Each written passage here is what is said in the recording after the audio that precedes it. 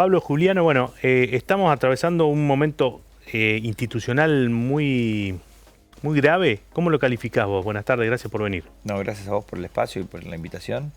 Sí, yo creo que más que grave, me parece que estamos ante un momento como de culminación, me animo a decir. ¿De culminación? Sí. ¿Pero qué, vos sos del club del helicóptero? No tiene que ver con eso. Tiene que ver con que está bueno porque por un lado yo estoy convencido que este gobierno tiene que terminar como corresponde, pero también me da la sensación de que la sociedad ya le detectó las maniobras. Entonces eso puede acelerar otros tiempos políticos. Están los tiempos del propio gobierno, los tiempos de la oposición y los tiempos de lo que yo llamo la alternativa o la alternancia. Porque la oposición a veces se termina poniendo una venda en los ojos y empuja a la sociedad a querer olvidarse de lo reciente, ¿no? Y ahí me parece que la sociedad no se deja extorsionar. Me parece que utilizó el mensaje de las urnas del 7 de septiembre, se expresó y no hizo lugar a otra cosa más que a la polarización y a la hiperpolarización que vimos. No buscó alternativas, ni equilibrar, ni nada por el estilo. Buscaba darle un mensaje al gobierno, se lo dio, y creo que ese mensaje al gobierno no solo le llegó perfectamente bien y nítido, sino que aparte lo terminó de desacoplar. ¿Pero lo procesó el gobierno? ¿Vos creés que tomó nota debidamente del mensaje de las urnas el gobierno? No. ¿Y entonces? Yo creo que fue contundente el mensaje y el gobierno prefirió seguir jugando el 2023. Bueno, de hecho, de paso, hoy mismo se está llevando a cabo, se va a llevar a cabo un acto en el Estadio Arena, en donde el presidente estaba más preocupado por cómo sonaba la guitarra eléctrica que nada más y nada menos que la renuncia de su cabeza de lista en la provincia más importante del país, ¿no? Y vos vislumbrás cómo en el marco de esta situación, digamos, este mensaje que no termina de procesar el gobierno o que finge demencia, 2 años por delante y siempre teniendo en cuenta que preservás esto de que el gobierno tiene que terminar. ¿Qué puede llegar, qué escenarios podés ver en el medio, en esta transición, si querés, para llamarlo de alguna manera, entre lo que va a pasar después del 27 de octubre y el 10 de diciembre del 2027, que falta muchísimo? Falta muchísimo, pero lo que va a pasar es que se van a acelerar los tiempos también electorales de la transición. Por eso yo te decía de esa alternancia, ¿no? De esa búsqueda de alternancia, mitad del año que viene la sociedad va a empezar a prestar atención, qué es lo que se esté gestando, qué es lo que se esté preparando. Por eso es que por un momento, para que vos puedas gobernar y transformar, 2 años es poco, vos no podés dar vuelta la página de 20 años de decadencia en un año, en ese sentido es cierto, pero me parece que también en ese aspecto el gobierno ha sido desaprensivo y descuidado. Es como por un momento era el juego del ajuste por el ajuste mismo, sin marcarte para qué, cómo y dónde. De repente hay plata cuando me conviene, de repente no hay plata. De repente no hay plata para discapacidad y para cumplir las leyes, pero sí hay, por ejemplo, para subir y bajar las retenciones. Entonces me parece que eso es lo que la sociedad empieza a descubrir. Que hay un juego de una construcción, venías a terminar con la casta y termina tu candidato siendo vinculado directamente al narcotráfico, financiado por el narcotráfico, lo cual es una barbaridad. Termina siendo Españolo quien se lo presenta a Esper, a Milei, el que denuncia el pedido de coimas de la hermana del presidente. Entonces, esto ya está arriba de la mesa. O sea, ya no es material disponible para el que geste la oposición, sino que lo que ahora vos tenés que empezar a trabajar es cómo te imaginás el post-mileísmo evitando que vuelva al kirchnerismo. Si hay lugar para que la sociedad pueda prestarle atención a ese mensaje. Claro, y en el mientras tanto, ¿qué puede llegar a ocurrir? Digamos, perdón, varias paradas técnicas. Una, la del presupuesto, primera. Claro. Incluso antes, durante y después de la elección. O sea, se empezó a tratar el presupuesto, se va a tratar después de la elección y probablemente se termine de arribar alguna solución y así sería lo mejor. ¿Ya empezaron las comisiones a tratar o todavía no? Todavía no empezaron. Se empezó a tratar en comisiones, hubo una sola sesión que es la que terminó presidiendo Espera, a pesar de que nosotros le pedíamos que no lo haga. Y nosotros esta semana, el día miércoles, vamos a emplazar un cronograma para que la Comisión de Presupuesto siga trabajando, indistinto sea quien la presida, ¿no? En este caso creemos Venegas que... Lynch. Venegas Lynch, exacto.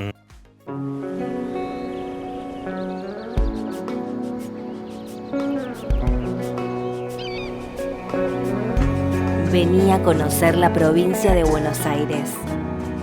Turismo todo el año.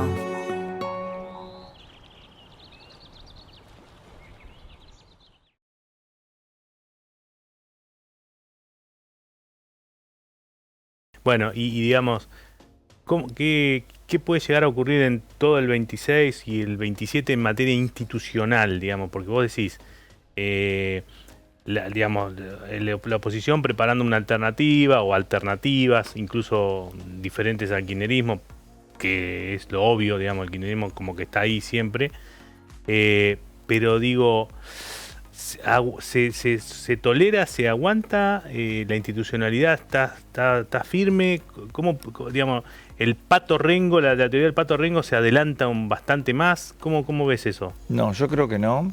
¿Por qué digo esto? Porque hay que ser cuidadosos. Claro, sí, porque o sea, yo voy a eso, no te quiero preguntar derecho, pero uno no puede no volver al 2001, digamos. Claro. Al 99, que fue el primer... No, el 2001. El 2001 fue una elección y al poco tiempo... los resultados de la elección, yo creo que en ese sentido hay una madurez que no te permite... Vos no tenés un elemento que es clave, que es la apoyatura social, no sé cómo decirlo, el consenso social para que malinterpretes un resultado mal a favor tuyo en términos electorales. Por eso el kirchnerismo tiene que ser muy cuidadoso también. El kirchnerismo en ese aspecto no se puede envalentonar, porque por empezar tiene que terminar de hacer su propia sucesión. Entonces, en ese aspecto, me parece que 2 años también es muy rápido el proceso que va a tener de puertas para adentro. Entonces es un trabajo arduo que tendrán que llevar a cabo. Por otro lado, los que generen una alternativa también lo tienen que hacer, no se hace de la noche a la mañana. Por eso te digo que nadie puede estar distraído ante el resultado electoral. El resultado del gobierno lo que le va a permitir es blanquear, digo yo, lo que ya tenía en el Congreso. Vos en el Congreso hoy tenías 38 diputados de la Libertad Avanza y otros 30 y pico más entre algunos radicales y del PRO, básicamente del PRO, que migraban gratuitamente en este discurso, te queremos ayudar y no te dejas ayudar. Bueno, eso ahora, en este resultado de esta elección, va a estar blanqueado. Es decir, la Libertad Avanza va a titularizar esas bancas en favor, y entonces eso le va a dar, si se quiere, algún margen de relanzamiento y de reoxigenación. Para mí, o sea, va a tener un poquitito más de fortaleza porque... Relativa, es simbólica, que te permite tener un margen para que vos puedas anclar un discurso distinto. Lo cierto es que el programa económico es el que está fallando, es el que está tambaleando. No tiene más riesgos institucionales y políticos este gobierno que los que tiene que afrontar económicamente, y lo sabe a ciencia cierta. Ahora, como decíamos el otro día, el 14 de octubre el presidente se reúne con Trump en Estados Unidos y tiene que ir a dar, evidentemente, explicaciones de haber bajado a su candidato en el distrito más importante por estar vinculado a un sujeto que tiene pedido una extradición en Estados Unidos, lo cual es morboso prácticamente. Entonces, por eso te digo, hay tantos errores autoinfligidos que tampoco se le puede exigir a la oposición y a los que construyan una alternativa que sean más cuidadosos que lo que no está haciendo para nada el gobierno. Para nada. El gobierno creo que se ha enviciado en esto de la improvisación. Te vuelvo a repetir, estamos preocupados hoy por hacer una especie de recital que poder tratar de entender la complejidad de lo que está diciendo la sociedad argentina. Es decir, te creo o te di la oportunidad de que me muestres una alternativa para yo poder salir de esta prisión que es la inflación, y me parece que se la tomó muy a la ligera. Claro. Con relación a la cuestión electoral del 26 y la boleta única, la libertad de alianza, ¿cuál es la postura o lo que vos interpretás que debería ocurrir? ¿Tendrían que reimprimir? ¿Se puede hacer sin reimpresión? ¿Ese costo hay forma de que no lo pague toda la sociedad? Que creo que no. ¿Cuál sería el camino que debería tomar, o por lo menos por lo que vos pudiste leer o asesorarte, que podría llegar a ocurrir? Hace horas nomás, los apoderados de la Libertad Avanza acaban de pedir que el corrimiento de la lista para que termine encabezando Santilli, y acaban de pedir la reimpresión de todas las boletas. El costo más o menos va a ser de entre unos 12.000 millones de pesos y unos 15.000 millones de pesos. Y lo gracioso es que el año pasado nos llevaron a los empujones para suspender las primarias para no gastar plata. Este es el ejemplo cabal de lo que pasa con la Libertad Avanza. El presidente sosteniendo a Esper hasta 20 días antes de la elección, produciéndole un gasto enorme de vuelta a las arcas del Estado, una improvisación garrafal, lastimosa. Entonces, en ese sentido, creo que la verdad que esto está en la instancia ahora del juez Ramos Padilla, que es quien tiene la competencia electoral. creo que de acuerdo a la reglamentación de la ley de paridad está bien el corrimiento porque creo que es contundente y clara. Género se cambia por género, lo dice el artículo que reglamenta la ley de paridad.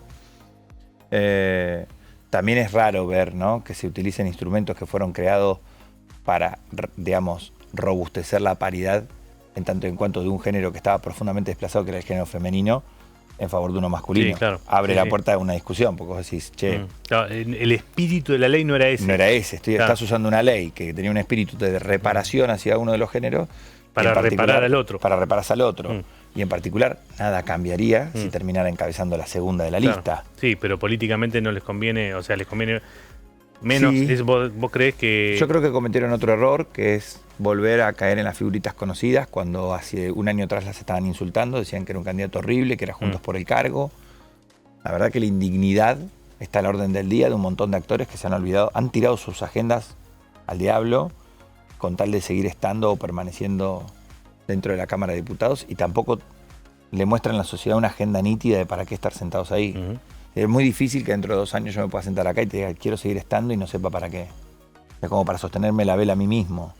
Por eso te digo, está pisándose todos los callos a sí mismo, La Libertad Avanza, Milei y todo el entorno. Es como que quemaron todas las naves. Por eso es que yo me animo a decir que estamos ante un desenlace ya en ese aspecto, ¿no? No le veo una capacidad de... Pero, ¿sabés qué? A ese razonamiento que vos hacés y ese argumento le falta el tema de cómo seguís casi 2 años. Bueno, no. Es que lo que pasa es que yo creo que, ¿viste cuando uno dice que no creo que podamos estar peor que como estamos? Yo soy de los que cree que sí. Por eso creo que el presidente mintió cuando dijo que lo peor ya pasó. Yo creo que lo peor no pasó. Porque vos podés seguir conviviendo con... ¿Vos te acordás cómo fue el gobierno de Alberto Fernández después que se descubrió la foto en Olivos? Sí. Que era un gobierno que vos decías... La gente estaba desconectada, le había apagado la televisión. Le había apagado la tele a Alberto Fernández. Sin embargo, Alberto Fernández no es que sobrevivió por su condición de peronista. Fue la misma sociedad que no tolera en ese aspecto, porque sabe que la ganancia siempre está en un sector de la política en detrimento tuyo. Si nosotros empujáramos a Milei, el negocio sería de la casta política del sector privilegiado que tiene la posibilidad de moverlo. Yo estoy convencido que Milei tiene que terminar, que se tiene que dejar tener un presupuesto, que ese presupuesto tiene que atender la realidad de las provincias. Para terminar tiene que cambiar. Tiene que cambiar a lo posible, por lo menos. Decimos. Pero vos fíjate cuántas oportunidades tuviste, porque digo, Milei dijo que nosotros éramos unas ratas, tomamos las 2 leyes más trascendentales que pueden haber sido Garraham y personas con discapacidad, porque para mí eso es un polo, y universidades. Entonces, el mensaje de esos 2 temas no es porque había colectivos que la podían auspiciar a las leyes, es porque son 2 temas sensibles. Uno es decir, si queremos seguir ajustando, ¿sí?, hagámosles el tránsito más liviano a las personas que tienen familiares con discapacidad, que sabemos que esa realidad es terrible. Terrible. Claro. Primer punto. Segundo punto, que la transición hacia eso no nos cueste caro en términos de la educación y del rol que tienen que tener las universidades. Hay una idea súper ambacéntrica en la discusión. Se cree que es solo la discusión de la UBA. Claro. Yo lo hablaba con el presidente de nuestra Universidad Nacional de La Plata. El rol que tiene la universidad acá y a lo largo del país, por todos lados. La incidencia de la Universidad Nacional de La Plata, incluso para los propios platenses, es desconocida. Y va más allá de él.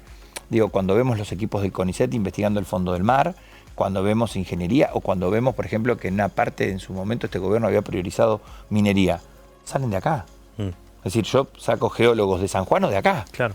Entonces, ¿qué quiero decir con esto? Es clave en la transición de lo que necesitas.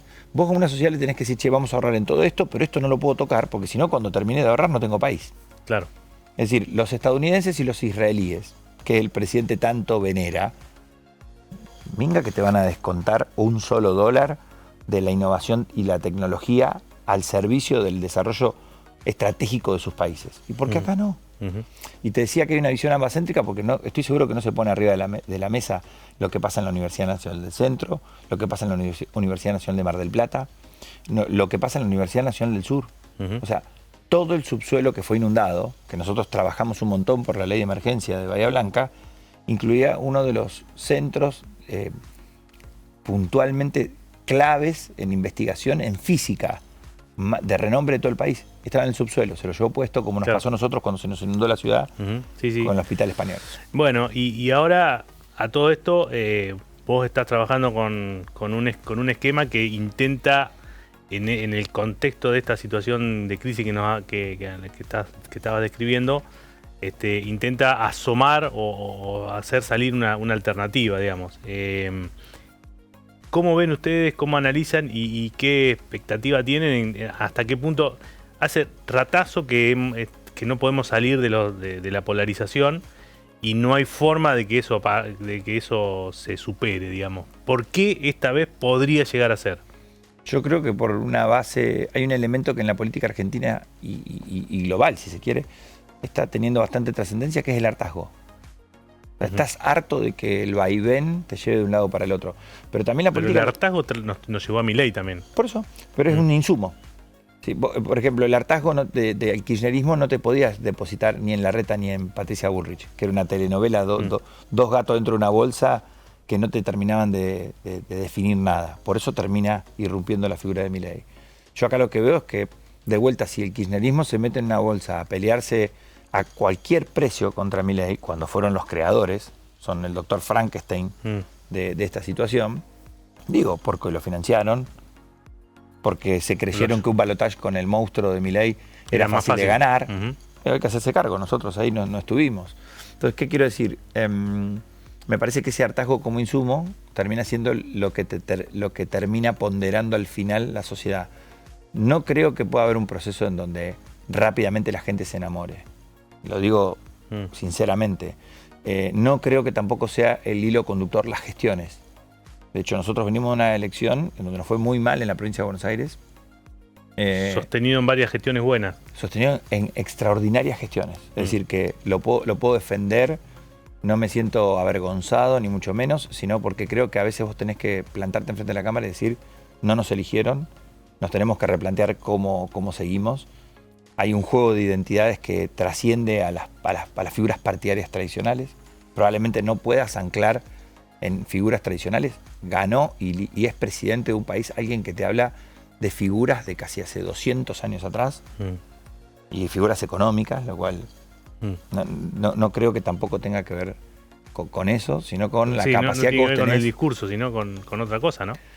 Yo creo que tiene que ver con el discurso, no con las identidades partidarias. O sea, tranquilamente acá, en 2 años, podría estar gobernando alguien que hoy no está, o cualquiera de todos los que no estamos hoy arriba de la mesa. No estamos enfocados por las cámaras, no estás hoy protagonizando la gran hora de este enfrentamiento político. Y eso se puede, digamos, se puede construir en 2 años, se puede construir ¿con qué argumentos, con qué elementos, por ejemplo? El primero es del sentido común, el segundo de sensatez y tercero de credibilidad. Pero no vos no podés armar un proceso artesanal de credibilidad. ¿Qué significa esto? Que vos te quieras mostrar con lo que no sos. Y yo estoy viendo que la política intenta a cada rato devolverte algo muy masticado. Y yo veo que lo masticado no está entrando, pero no entra realmente.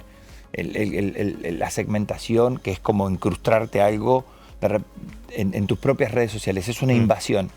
Ya lo detecta, la gente lo detecta. Entonces, realmente aquel que tenga la posibilidad de ir construyéndolo genuinamente, se lleva el todo.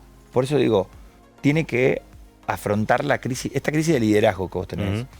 No hay una crisis de representación, como muchos creen. Muchos dicen, no, hay una crisis de representación porque los partidos políticos... No, pará. Hace tiempo nosotros venimos diciendo que los partidos políticos no tienen derecho divino a existir. Son como los clubes. Vos no ganás copa durante 1000 años y bueno, un día vienen y no te queda un socio, no te queda un hincha. Esto es igual. O sea, vos tenés ese desafío de reavivar la pasión. Si vos de repente, como comisión directiva, dejaste de reavivar la pasión de ese nexo, está frito. Claro. Entonces...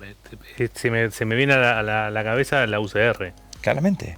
El radicalismo, por momentos, cree que porque vos plantes una bandera que diga radicalismo, tiene un derecho divino a existir. Y yo creo que ese derecho divino a existir tuvo su cenit en la reforma del 94.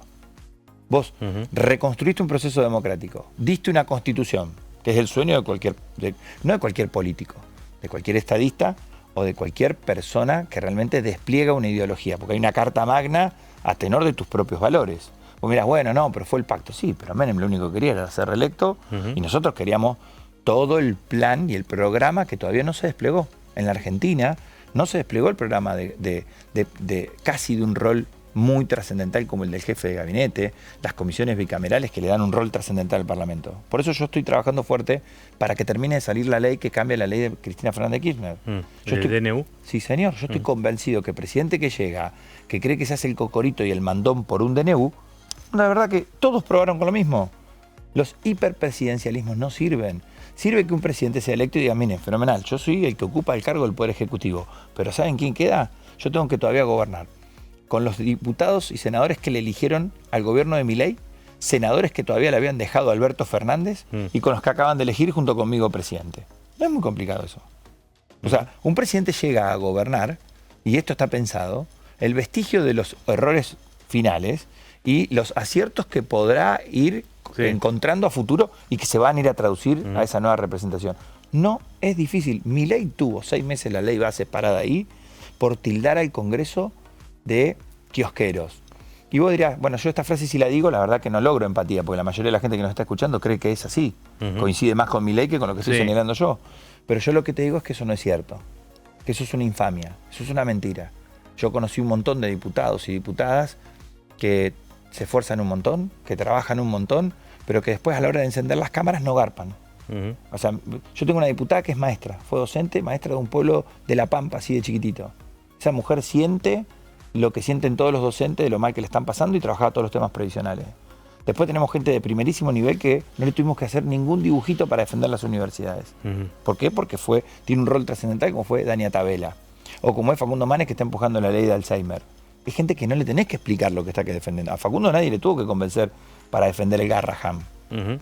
Sí, pero bueno, de todas maneras, justamente te quería preguntar por la figura. Estábamos hablando de emergentes, de dirigentes que puedan llegar a seducir, a convencer, digo, para salir de esta polarización o esta dicotomía que hay en la política. Y bueno, Facundo Manes parece que por ahí en algún punto también como que toma decisiones que no van en sentido, o que tienen una situación como demasiado egocéntrica, digamos, ¿cuál es cómo lo ven ustedes? No, ahí lo que hizo Facundo fue optar por estar más cerca de los temas que él naturalmente fue viendo que pudo defender. Facundo fue uno de los primeros que detectó esto que te estoy diciendo. Que no es ser... Porque sé que a veces... O sea, salirse del radicalismo es eso justamente, digamos. Es, claro, o sea, salir de un... Lo que pasa es que una mirada tradicional de la política te dice, che, Facundo se pone en contra del radicalismo. No, señor. Lo que está haciendo Facundo es ponerse del lado de los temas. ¿Entiendes? Y cuando vos te tenés que poner al lado de los temas significa... Casi en soledad éramos 3 o 4 diputados los que nos sentamos a dar quórum para tratar emergencia universitaria el año pasado, en contra de nuestro bloque. Y vos decís... Yo jamás pensé que iba a tener que llegar al bloque de la Unión Cívica Radical y tener que dar explicaciones porque me tenía que sentar a defender la universidad pública. Te juro. Entonces, cuando vos decidís que el sello frío, por un lado, o los temas que están calientes, y te vas a los temas, Facundo terminó tomando la decisión entonces y entendió que su agenda se desplegaba con muchísima más incidencia en la propia ciudad que en el resto de la provincia de Buenos Aires. El Garraham le quedaba lejano. Era un símbolo, pero le quedaba lejano a los bonaerenses, le queda lejano. Realmente nosotros, cualquiera de los que venimos del interior o que conocemos la provincia, vemos un despliegue del sistema de salud público, privado, en todo el territorio, que al Garraham llega lo excepcional, ¿no? Claro. En todo caso, si tenés un problema de salud en la provincia... Tu problema sería el IOMA o el Hospital de Niños o, el General San Martín Agudo del Pena o el de Yo lo dije en la comisión, yo defendía el Garraham porque en realidad estaba también queriendo defender lo que me había pasado a mí en el Hospital de Niños acá de La Plata, del Sor María Ludovica, con mis hijos, que tuve la mala suerte de que uno a los 5 meses me quedó internado y vos ves el despliegue de esa pediatría altamente calificada. Entonces, solamente un padre que pasó por eso... No tiene que dudar un instante. A mí no se me ocurriría jamás decir que eran unos cuca, que eran unos ñoqui. Es decir, cuando vos caes en esa situación tan extrema, todos esos 2 grandes hospitales y el Hospital de Niños Nuestro de La Plata, que se nos traba la garganta de emoción cada vez que lo tenemos que defender, yo defendí el Garraham pensando en el Hospital de Niños Nuestro de La Plata. Entonces, ¿qué quiero decir con esto? la agenda, volviendo a Facundo, de la ciencia y la tecnología, del CONICET, de las universidades y particularmente del Garrahan, se desplegó. Facundo terminó caminando en la agenda de la ciudad prácticamente porque fue el epicentro. Las marchas que hubo en la ciudad de Buenos Aires, que obviamente hubo en todo el país.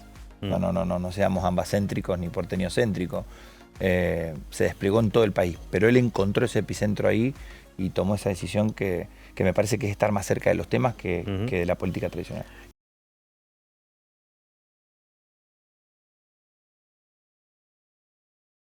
Para ir cerrando, ¿cómo defenderías o cómo definirías las dos cosas a Provincias Unidas? y digamos los candidatos que llevan y las figuras, justamente hablando de renovación y de no renovación, que están ahí, porque bueno, ahí los que encabezan justamente no son figuras nuevas. Exacto. Es una de las críticas que nosotros en su momento, y esto es sin ánimo de caer en nombres propios, ¿no? Es una de las críticas de la posición política que le hicimos acá, o más que crítica, observación, en esto que decíamos, en homenaje a toda la charla que hemos tenido acá.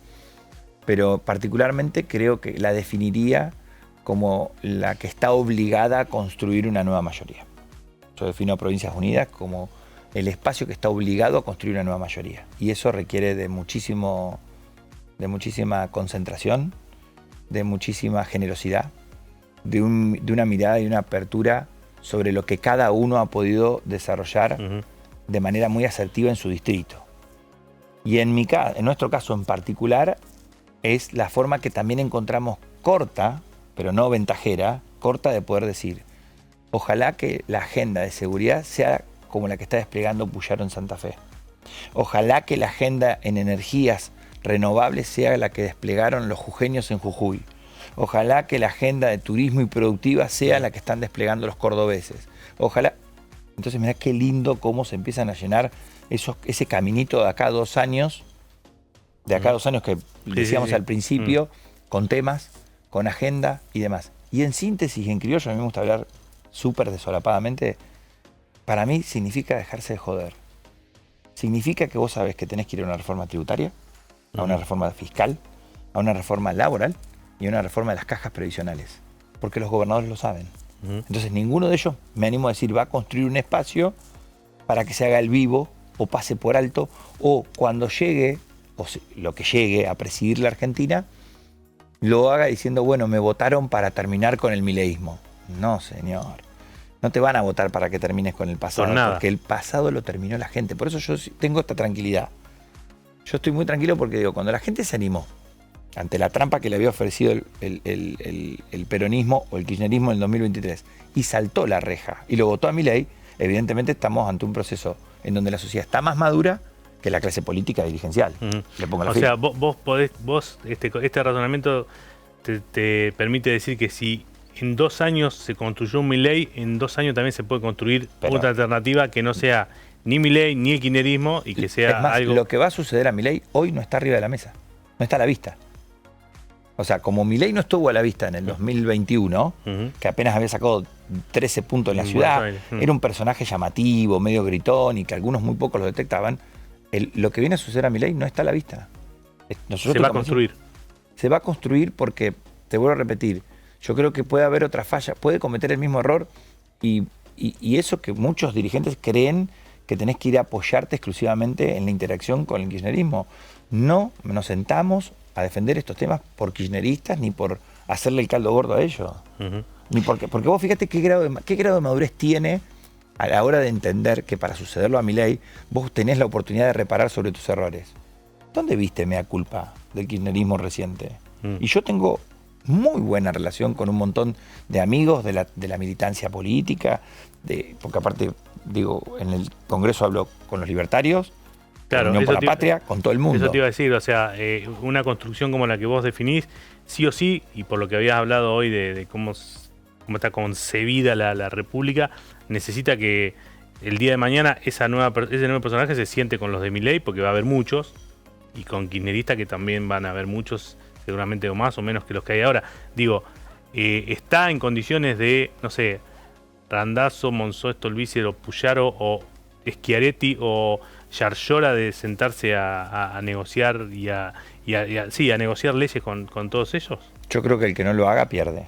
Y cuando la sociedad detecte que no están en condiciones de hacerlo, no los van a votar. O sea, me corro un poquitito, ¿no? De ahí.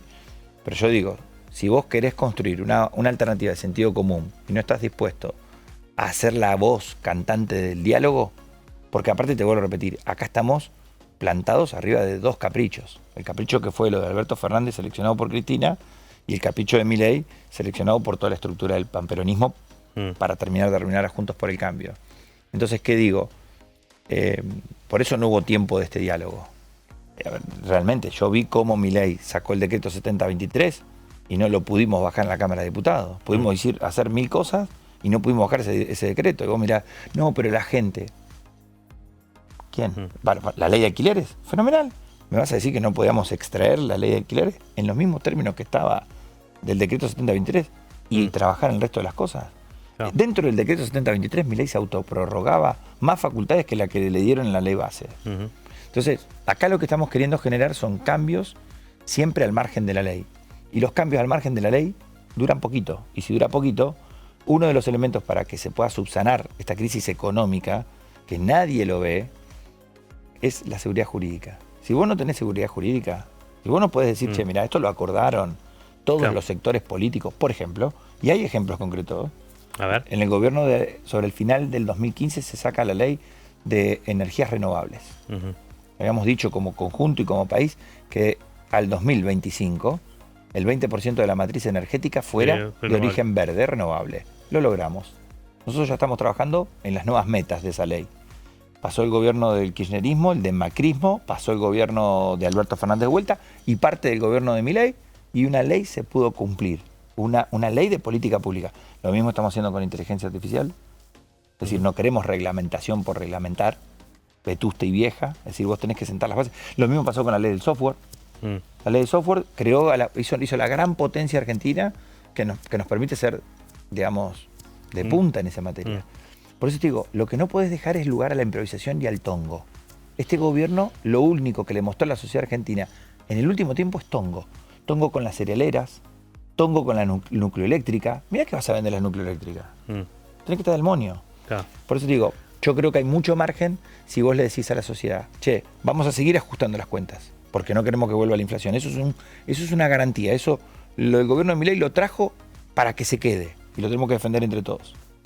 Pablo, muchas gracias. Gracias a vos.